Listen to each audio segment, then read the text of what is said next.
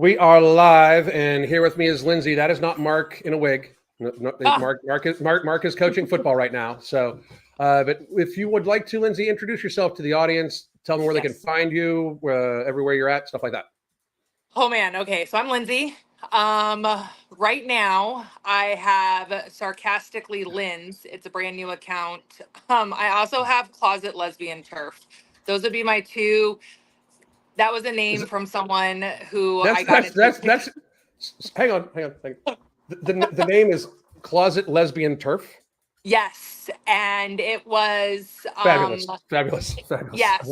It was because I was beefing with someone on TikTok and they were like, "Oh, you're a closet lesbian." And then they kept calling me a turf. So I was like, "Closet lesbian turf. Here we go. Let's roll." Um, I'm trying to get my main back, which is Lyndzarelli. Lyndzarelli on Instagram. I'm not really on Facebook. And I think that's pretty much it. You're on X too, right? Oh yes. Oh, I have names all over the place. Booyah, suckafoo. Booyah, suckafoo. I love it. I love it. Um, you pointed out that you said the one thing that like caught my ADHD, and you said you were in an argument with people and they're trying to like basically say you're a closet lesbian. Why do people who want us to believe that they don't find there being anything wrong with it? Because I personally, again, if you aren't familiar with my content, I don't give a shit who people sleep with. I couldn't give a fuck less. I don't care. Mhm. And for as far as I know, most people are like that. But why do they use it as an insult? Like when they don't like whenever I make fat jokes, I make jokes about fat people fairly often. They're like, Yeah. oh, you're you just love fat people. Like, do you realize that like you're trying to use that as an insult to me? Like it's so like we've like logic and critical thinking got broken, I believe, in 2020. It was like the first and most severe casualty of the COVID pandemic was critical Hmm. thinking and logic. What made you start doing all this online? Like, because Oh for man. those of you that don't watch her content, I want to explain to you how I found Lindsay here. My wife Crystal in early 2020 was just kind of scouring through the internet, and she ran across your account, like I think your original account, Oh, when I and had sent blue it to me. hair. Yeah, and sent it to me, and it was amazing. Like I mean, like just the sheer not give a fuck about it is what appeals to me, because I seriously don't give a fuck, and I absolutely loved it. So, but what made you start doing it? Like, what made you put yourself out there? Because a lot of Oh, people don't know this. Putting yourself out there and saying exactly what you think pisses off people from everywhere, right and left, and everything like that. When you just don't give a fuck, it pisses everybody off. So, what made you volunteer for this? oh man. Okay. So it originally started was I've always been political, but I kind of stopped being political on Facebook because I used to be like in like the network marketing. And so they would Mhm. tell you to be like, oh, positive and rosy and everything like that. Well, eventually I was just kind of like, you got to be authentic. And that's not me. So I started being kind of political again. And it was Facebook who ended up banning me first. Like, and I'm not talking just like, oh, I got put into Facebook jail. They banned my phone. They banned like everything. I couldn't even use a VPN in my house on multiple computers in order to set up an account. That is, I couldn't Wow. get onto the app. Like, honest to God, I couldn't get into anything, and I was like, "Holy shit! Like, this is wild!" Like, right before an election to create. And the kicker is they had just approved me to do political merchandise, like political hoodies and stuff. Those Hmm. bastards Yeah. fucking approved my account, and then they're like, "Psych." And so I was like, well, what the hell? Because Facebook was my jam. I wasn't really big on Instagram, and Facebook was my jam. Well, TikTok, because of the whole COVID and pandemic and everyone doing like their silly dance things and whatnot, that was going to be kind of more of like, I guess, like a family kind of thing of like me and the kids just doing stupid shit. And Mhm. for anybody that doesn't know me, which I don't assume anybody does if they don't follow me, I have three kids. Two of them we adopted from foster care. So that TikTok original account that just got banned started off as like a family account. And that was going to be the place I wasn't going to be political. I was going to just do wholesome things. And me and the boys, we did a dance to Britney Spears, and I wore a Trump shirt. And and it's crazy because you are the greatest thing for taking kids in that aren't your own and blah blah blah. You're a saint. Like, holy shit, let me kiss your ass.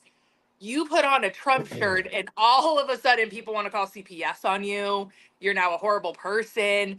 And I was just kind of really like a Trump shirt. Like, so you liked me before the Trump shirt, but as soon as I wore a Trump shirt, then you didn't like me. So I'm all like, okay, well, now you motherfuckers are gonna really get it because now I'm not even gonna hold like now it doesn't even really matter. Now I'm just gonna tell you my thoughts, whether you like it or not. Well, I think the funny thing about that is like,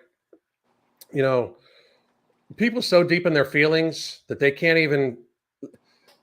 I find it amazing that people are like this anymore. 2020 was wild for me. It was kind of an awakening where, like, you don't know me from. We literally just for everybody that knows, we literally just met like 3 seconds before I hit live. I was a healthcare executive for about a dozen years, so like the bald head, the tattoos, and stuff like that. Nobody let that fool you. I ran large corporate account business and was in charge of the nutrition departments for hospitals, skilled nursings, all up and down the eastern United States, right? Mm-hmm. And I left in I believe it was 2017 into 2018 was when I left, like, officially. And it was because, like, I realized the healthcare industry was shit. We weren't actually helping anybody. So I went into doing my fitness thing, and I coach people to healthy weights, and I wrote books and everything like that, right? Oh, nice. And I stayed basically apolitical on my YouTube channel because I used to do just kind of like fitness comedy, plus then sprinkle in the information, right? And then all of a sudden in 2020, like, my wife and I were we were the last cruise ship allowed back in the United States. We were on the last cruise ship in 2020 allowed back in the United States. And we were in on the 13th of March, we were in Cancun, Mexico with our son. He's of age. So because it was me, my wife, and my son, we were at, we went and did the Cancun thing, or Cozumel, Mexico. We did the Cozumel, Mexico thing. Tequila getting poured down our throats at the bar and everything like that. So I'm like half hammered. And I get back onto the ship, and we had about 150 clients at the time, right? Mm-hmm. So I had to have the Wi-Fi package because I was still working basically, even though I was on a cruise. And my phone went the fuck crazy, like, and it was about the curfews and stuff like that, right? Mm-hmm. And I pretty much just said a statement, like, not political at all, but I said a statement like, hey, the government's not my mom. I'm not 14, so fuck a curfew. And Fair. for those of you that are worried, you do your very best to, if you have somebody that's severely immunocompromised in your family, try to have them isolate as much as humanly possible. Wash your hands, take all the normal precautions. But if you're young and healthy, go about your business, because we need to get the herd immunity. That's what happens when you have a new virus. Because I've actually helped write the viral outbreak disaster policies for multiple counties in the United States. Oh, that's awesome. And I was like, but besides that, just remember that rights that are given away become privileges that you normally need, that bloodshed normally needs to be shed to get back, right? Mm-hmm. And at the time, YouTube was, I was gaining like about 1,000 subscribers a week, and we were cranking it. Every video got like 50 to 80,000 video views on it. Like, I was killing it. I was in the algorithm, right? And my brand of comedy was taking off because it was like kind of just like this harsh, sarcastic Gen X comedy that I do, right? Yeah. And they immediately, I immediately lost like 25,000 followers. Immediately, all my videos went from 50,000 views per video down to like 500, views. Like, they just kind of shut the faucet off, and I'm like, all right, it is what it is. Like, I'm still going to speak my mind. I'm so ADHD, I don't even have a choice, right? And then all of a sudden, like, I start really looking around. Like, because I really tried to stay out of politics for a long time. I'm an atheist. I'm an atheist, but I'm also a constitutionalist. So I don't like neither side, right? I'm not a big fucking fan of either side, right? But now I'm like, something seems odd here. Like, this is not a world-killing pandemic. This is a cold. Like, all the early data showed that it was, really problematic for fat people and for elderly people, just like every other new cold, right? Mm-hmm. And I'm like, why are we crushing the world? Like, people are like, there's no going back to normal. There's going to be a new normal. Like, what the fuck? No, the fuck there's not. I don't know what the fuck you people are talking about. Like, and I was just like, for the first like 6 months of the year, I'm like, well, surely the data is going to come out and people are going to calm the fuck down. And like, I still had like almost like stupid faith in the system. Like, the people are going to wake the fuck up, right?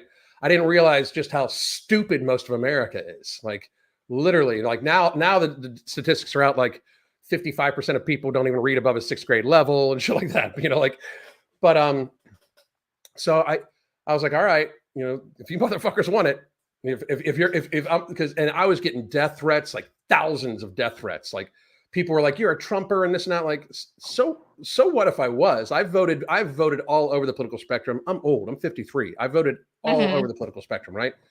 But so what if I did? I was like, how does that dismiss what I'm saying? Like, I'm presenting facts to you, right? So even if I did vote for Trump, how how does that like change this fact? Like, stating that like the average age of death for the vid was over the age of life expectancy, therefore it is not technically a pandemic, right? Mm-hmm. uh and they're like, oh, you're a Trump voter. Like, it's not even making sense at this time. And then I just saw the extreme vilification of him, and I went back and I'm like, you know, as far as I knew, when I was, you know, when I was younger, everybody loved Trump. Black people, white people, like Hollywood, they loved him, right? And Mm-hmm. then all of a sudden, it's like, now he's a racist, he's a this, he's a that. And I was just like, when you go back and look, it's like, all right, they're just lying. Like, they're just lying. So now it's time to give it both barrels, right? So I just started giving it to people, and lo and behold, I that was when I really realized, like, oh, it's all of them. You know, even TikTok is very anti-conservative, right? And I was just kind of blown away that like I kept having accounts deleted on TikTok and stuff like that for stating like normal funny stuff. If you ask me, like, one I was telling you in the pre thing, one of the videos I have that went viral, and weirdly enough, it goes viral like every year for some reason. But it's a video about like Lizzo's dunking an Oreo, like pretending she's dunking an Oreo in milk for the first time. And I'm like, are we trying to pretend that this woman who's 350 pounds this is the first time she's dunked an Oreo in milk? Like, are we serious? And I saw that video. yeah, yeah, like, because like, come on now, like, who believes that? Like, like, let's not do this. Like it's open lying. And I was shocked at what they let people get away with. Like, if you believe in one political ideology, you seem to like have favor, and you can say whatever you want. Do you find it like it's getting better over there now, or do you find that it's still just it's left leaning and it's going to go left leaning? It is super left leaning. I will say that sometimes when you have like the bigger accounts, they give you a little bit more opportunity. I do think so many people though too, well, one, I do think it's very left leaning, but you have like some of the big time conservatives, I guess. And I don't want to say like big time, like obviously like not like Dan Bongino or Ben Shapiro, but you have some of the conservative voices that have close to a million or over a million where they seem to stay afloat. Now, it's not that they Mhm. haven't been banned before, this or that. I know that older millennial is having some Yeah, trouble yeah. getting like just coming on, and they don't even give him any warnings or anything. And now I know he's like on Twitter. Mm. But I honestly feel it's worse because my OG account, the one I just lost, um, I was living life on the edge by posting because I was in an account warning, but I was in an account warning for a comment strike. So I didn't have like, and I've had accounts where I could sit there and have like 9, 10 strikes because I tiptoe the line. Like, Yeah, there's no, like, I don't play it fucking safe. Like, I say what I want when I want. And like good for you. I may be like a little bit kind of within the lines just so it stays up, but I Mhm. do a lot of sarcasm and whatnot. Yes. But um, I don't I don't think it's better because accounts are getting down. They're not letting you appeal. And it all depends on. I made a video about the election and how, because right now, like historically, uh, Republicans don't typically. I mean, they participate in the early voting and the early mail-in, but historically, they are focused on in person the day of the election.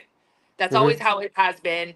And right now, and again, I understand that there could be Republicans voting for Harris and vice versa. There could be Democrats voting for Trump, whatever. Like, we understand that.